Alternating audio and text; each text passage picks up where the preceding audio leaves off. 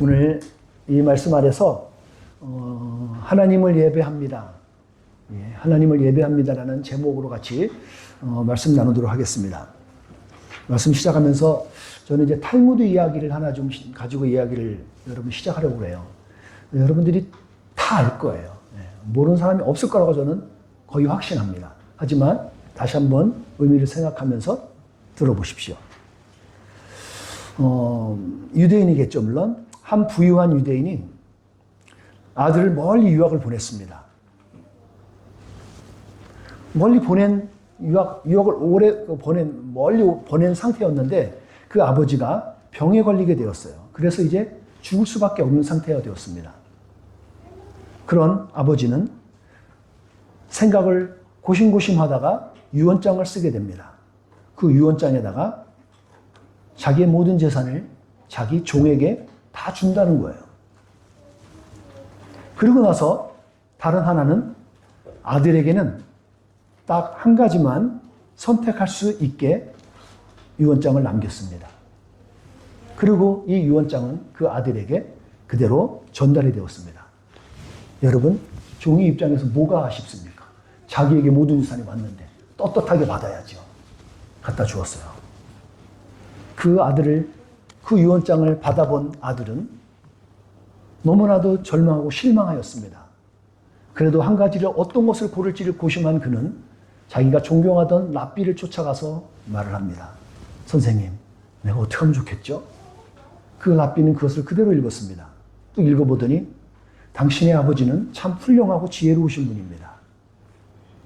아버지의 지혜를 설명해 주면서 그 아들에게 선택할 때 그 종을 선택해라 라고 말을 해줘요.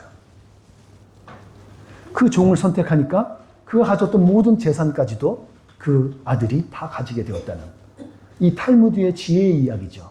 여러분 잘 아시는 거잖아요. 저는 이를 통해서 그 아버지의 지혜를 보았고 그리고 그 아버지의 깊은 사랑을 우리는 깨달아 알 수 있었던 거예요. 저는 근데 이 짧은 이 탈무드 이야기 중에서 가장 중요한 것을 가지면 다 가질 수 있다는 저 나름대로의 또 깨달음을 가졌습니다. 여러분, 세상에 많은 것들이 있지만 다 가질 수가 없고요. 다 가질 수도 없지만 저도 안 돼요. 딱 한 가지만 가지면 다 가질 수 있는 거죠. 저는 오늘 여러분에게 가장 중요한 것이 무엇인지 묻고 싶습니다. 여러분 인생 중에서 가장 중요한 게 뭐예요? 내가 두 눈을 감기 전까지라도 나 이것만은 내가 못 넣겠어. 이것만은 꼭 지킬 거야 하는 게 여러분 무엇이 있으세요? 가장 우선적인 것이 무엇인지를 물어봤습니다. 저는 여러분들이 가장 우선적인 것이 주님이 되기를 축복합니다. 우리 크리스천에게서 가장 중요하게 준 것이 바로 예배입니다. 가장 중요하게 여겨야 될 것이 예배입니다. 이 예배가 살아있으면 어떤 환난이나 역경 혹은 시험도 우리는 이길 수 있기 때문에 그렇습니다. 정말 그렇습니다. 예배가 그만큼 중요합니다. 우리의 성경에 마태복음 6장 33절에 나와 있죠. 먼저 그의 나라와 의를 구하라 라는 말씀이요. 저는 이게 하나님이 우리에게 주신 아주 명확하고 통쾌한, 아주 진짜 통쾌한 어떤 암호 같은 거예요. 신앙이 아주 너무너무 중요한 거예요. 먼저 그 나라와 의를 구하라는 거. 그런 것처럼 우리가 예배도 그런 거에 한 자격입니다. 교회 공동체가 모여서 가장 우선해서 해야 될 게 뭔지 아세요? 그게 예배라는 거예요. 그래서 저는 이 한 달은 예배에 집중하고자 하는 겁니다. 그럼 예배가 뭔데요? 여러분 예배가 뭐예요? 어떻게 정리하시겠어요? 저는 이렇게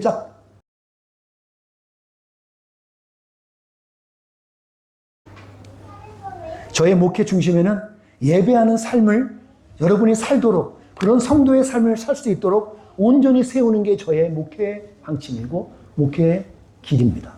전 이걸 하나님이 저에게 주신 사명으로 알고 있습니다. 그 일에 힘쓰는 거예요. 여러분과 나는 하나님을 예배할 수 있는 복 있는 주님의 자녀인 줄 믿습니다. 우린 그런 자녀예요. 그런 자녀니까 허리 튀고서 당당하게 주님께 나가는 거예요. 출애굽기 34장 14절에 보니까 이 말씀이 있어요. 함께 같이 소리 맞춰서 읽어볼까요? 시작. 다른 신을 섬기지 마라.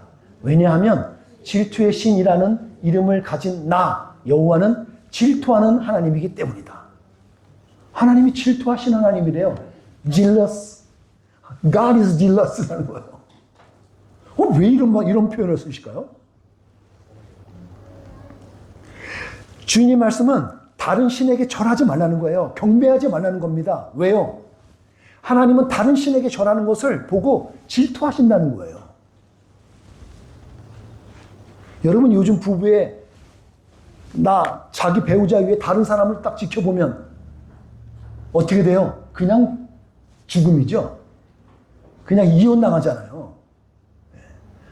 하나님은 지금 그러시는 거예요. 나 왜 다른 거 보면 너는 질투하신 하나님. 여러분 질투라는 단어는 있잖아요. 어떻게 보면 사랑의 극단적인 표현인 것 같아요. 아무 감정 없는 사람한테 질투하는 경우는 없어요. 그렇죠? 내가 사랑하는 사람에게 질투하는 거잖아요. 하나님 우리 너무너무 사랑하시기 때문에 질투하신대요. 근데 성경이 말하는 하나님의 질투는 거룩한 사랑의 거룩한 사랑의 표현입니다. 그건 좀 다른 바예요. 우리가 가지고 있는 개념하고는. 이렇게 복되고 중요한 예배를 위해서 오늘 성경은 3가지를 그만하고 우리에게 말하는 거예요.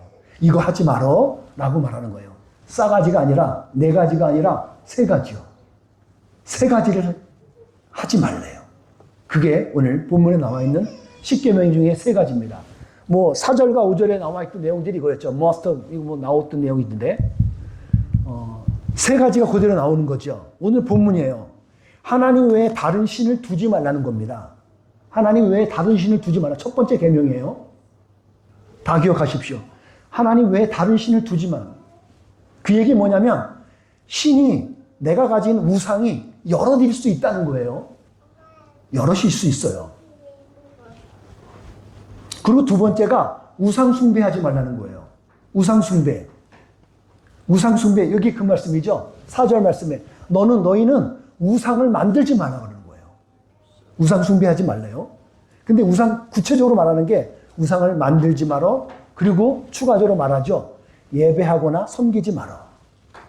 그게 오늘 성경에서 말하는 거예요. 그리고 3번째가 하나님 외에 하나님의 이름을 함부로 부르지 말라는 거예요. 이 의미는 뭐냐면 하나님의 이름을 더럽히지 말라는 겁니다.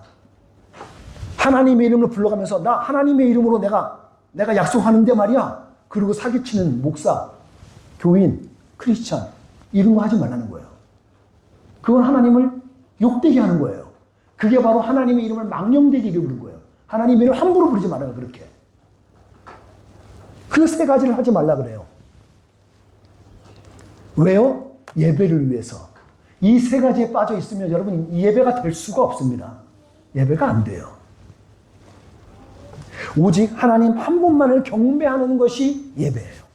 그것이 우리의 예배라고요. 이것을 방해하고 혼란을 주는 것이 바로 우상이고요. 잘 보세요. 우상은 저절로 생기는 것이 아니래요. 오늘 성경 뭐라 그래요? 방금 전에 4절에서 나왔었죠. 너희는 뭐라고요? 우상을 만들지 말라 그러는 거예요. 우상이 생기는 게 아니라 자기가 만들어요. 여러분의 우상은 무엇인지 한번 생각해 보세요. 여러분이 지금 만든 우상이 어떤 것이 있으세요? 우상을 만들지 마라. 특별히 오늘 5절 말씀에 이 말이 나오죠.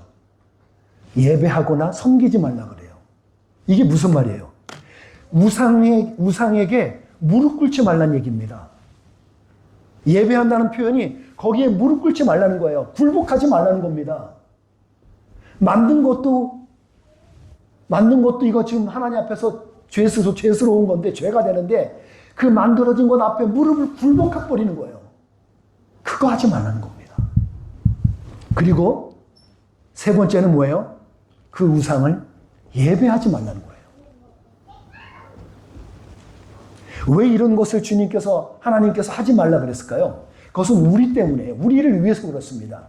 우리가 이것을 가지고 있는 한 주님 앞에 온전한 예배를 드릴 수 없어요. 여러분이 지금 이 자리에 앉아 있는데 지금 온갖 생각이 거기에만 딱 빠져 있어요. 여러분 그동안 하나님을 만날 수가 없어요. 말씀은 안 들려요. 아, 나 저기 지금 돈 벌어야 되는데, 아, 뭐 사람 때문에 제가 열받네. 이거 빠져 있는 동안은 여러분 예배가 안 돼요. 그거 다 뒤로 해야 돼요.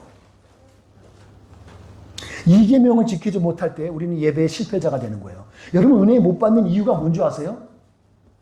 저는 이거 같아요. 이런 우상 숭배에 빠져 있고 이것에 우리가 마음을 빼앗겨 있어서 그래요. 여러분의 예배가 어떻습니까? 저는 도전해주고 싶어요. 제가 작년 2024년 한국 초에 한국에 나갔었잖아요. 그리고 어떤 교회에 가서 설교를 했습니다. 설교를 하는데 제가 설교 중에 이런 말을 했었습니다. 한 권사님이 제가 제 식사 중에 저한테 질문을 했던 게 뭐냐면, 목사님, 설교 중에, 돈을 좋아할 수 있지만 돈을 사랑하지 말라고 했는데 왜 돈을 사랑하면 안 되죠? 이렇게 물어본 거예요. 이분의 의향은 뭐냐면, 그게 다른 바가 없는데 뭐가 다른 거냐. 자기는 돈을 사랑하고 있기 때문에, 사랑하는 게 뭐가 잘못된 거냐 물어보더라고요. 그 의중을 제가 파악했을까요? 못했을까요? 머리가 벗겨지는 게 괜히 벗겨지지 않아요. 머리를 많이 쓰니까 벗겨지는 거예요. 의중을 알아들었죠. 그것이 왜 죄가 되냐고 물어봐요. 저는 그래서 이 말씀 가지고서 답변을 드렸습니다. 디모데전서 6장 눈이 잘 안 보여. 10절 말씀이죠. 함께 읽어볼까요? 시작. 돈을 사랑하는 것이 모든 악의 뿌리입니다. 돈을 더 많이 얻으려다가 진실한 믿음에서 떠나고 오히려 더 큰 근심과 고통만 당하게 됩니다. 디모데 목사님은 알았어요. 바울을 통해서 배웠고 예수님을 통해서 알았어요. 여러분, 돈은 좋은 겁니다. 좋은 거예요. 근데 돈을 사랑하기 시작하면 모든 악의 뿌리가 거기서 나와요. 그래서 죄를 짓게 돼요. 우상으로 될 수 있기 때문에 그렇습니다. 그 우상 앞에, 우상 때문에 그의 종이 되어져서, 종이 되어지면 여러분 대가는 아주 혹독합니다.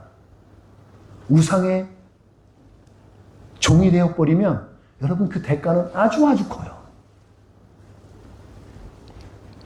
하나님은 예배에서 벗어나서 우상 숭배에 빠지면 질투하는 하나님이 반응을 하신다는 거예요. 오늘 성경 말씀은 너희가 나를 왜 다른 우상에 빠져? 나 그러면 질투하는 하나님이 있기 때문에 하나님이 반응을 하신다는 거예요. 어떤 반응이에요? 그것을 죄로 여기고 하나님을 미워하는 행위로 인정하신다는 거예요. 하나님을 미워하는 것으로 인정한다는 거예요. 그래서 오늘 성경은 뭐라 그러냐면, 우리가 듣기는 싫어요. 그 죄가, 그 벌이 3, 4대까지 흘러간다는 거예요. 어마한 거 아니에요? 나만 죄 졌는데 왜 3, 4대가 흘러가요? 내 아들 또 아들, 내 손주까지 또 왜 흘러가요, 그게? 하나님이 미워하시는 죄가 있습니다. 잠언서에 나오죠? 다 읽을 수는 없어요. 눈으로 여러분 확인해 보십시오. 17절부터 나와요. 교만한 눈, 거짓말하는 혀. 여러분, 거짓말하는 거는 하나님이 싫어하셔요. 미워하십니다. 교만한 눈, 함부로 내리 깔아서 보는 거, 교만한 거, 하나님 그거 기뻐하지 않으셔요. 죄 없는 사람을 죽이는 손, 악한 일을 꾸미는 마음, 범죄하려 급히 달려가는 발, 범죄하는 거죠. 거짓말하는 거짓증인, 형제 사이를 이간질하는 사람, 교우들 관계를 이간질하는 사람, 여러분 하나님이 그걸 가만히 냅두지 않으세요. 미워하신다니까요. 근데 그 미워하는 게 어느 정도냐면, 그 죄를 짓게 되면 그 죄로 인해서 3, 4대까지도 흘러갈 수 있다고, 이런 일종의 저주 같은 게 있어진다고요. 혹독하죠. 그래서 우리가 이 죄에 대해서 민감하셔야 되는 거예요. 진지하셔야 돼요. 왜냐하면 무겁기 때문에. 근데 여러분, 이런 말씀은 말씀대로 살아가지 않고 하나님 말씀을 따르지 않는 사람에게 임할 거니까 여러분 걱정할 게 없어요. 적어도 예배에 나와 있는 여러분들은 걱정할 건 없을 것 같습니다. 우리는 어떤 말씀에 귀 기울이면 되냐면, 그 그 다음 구절에서 하나님이 우리에게 주시는 말씀인 거죠. 하나님을 사랑하고 주신 말씀을 따라 순종하는 사람에게는 뭐라고요? 천대 자손까지 걸쳐서 한결같은 사랑을 베푸신다는 거예요. 이 말씀이 우리에게 임한 줄 믿습니다. 이 말씀이 우리에게 임한 줄 믿습니다. 6절을 그걸 말하는 거예요. 하나님을 사랑하고 이웃을 사랑하고 서로 사랑하는 것이 현재의 ing, 현재 진행형으로 되어지고 있다면 여러분은 그 복이 천대까지 계속 이어질 수 있다는 거예요. 이 약속을 우리는 약속을 받은 사람이라는 거예요. 호세아 4장 2절 말씀이 이 말씀이 나옵니다. 제가 말씀 읽어보겠습니다. 내 백성이 지식이 없어서 망한다 그래요. 여러분, 하나님의 백성들이 있음에도 불구하고 망하는 이유가 뭔지 아세요? 지식이 없으면 망해요. 어떤 지식인 줄 아세요? 하나님을 아는 지식인데 하나님이 약속하신 것을 반드시 지켜 행하시는 분이라는 것. 하나님이 약속의 말씀을 주시라는 그 말씀을, 그 지식이 없으면 그 사람은 죽는다는 거예요. 그 약속을 잊어버리고 미래를 위해서 언약해 주신 말씀과 단절된 삶을 살아버리면 그 사람은 망한다는 거예요. 그게 믿음이에요, 여러분. 믿음으로 살아가는 게 뭐냐면 믿음은 바라는 것들이 실상이요 보지 못하는 것의 증거라 그랬잖아요. 저 믿음을 우리가 보고 나가는 거예요. 근데 그 미래에 주실 복들 그것들을 단절되고 약속을 잊어먹고 살면 그냥 우리는 믿음 없이 살아가는 거예요. 그러면 지식이 없어서 망하는 거예요. 하지만 여러분과 저는 약속을 가진 사람인 줄 믿습니다. 그래서 이 시간 이곳에 예배자로 여러분 함께 나와 있는 거예요. 우리 인생의 실패와 성공은요, 예배에서 결정이 됩니다. 저는 확실하게 선포할 수 있습니다. 예배하는 사람은 결코 실패하지 않습니다. 예배하는 사람은 결코 하나님과 만나게 돼요. 은혜를 사모하는 우리 예배가 되기를 저는 간절히 소망하는 마음이 있습니다. 여러분 예배를 간절히 소망하고 갈망하기를 주님의 이름으로 축복합니다.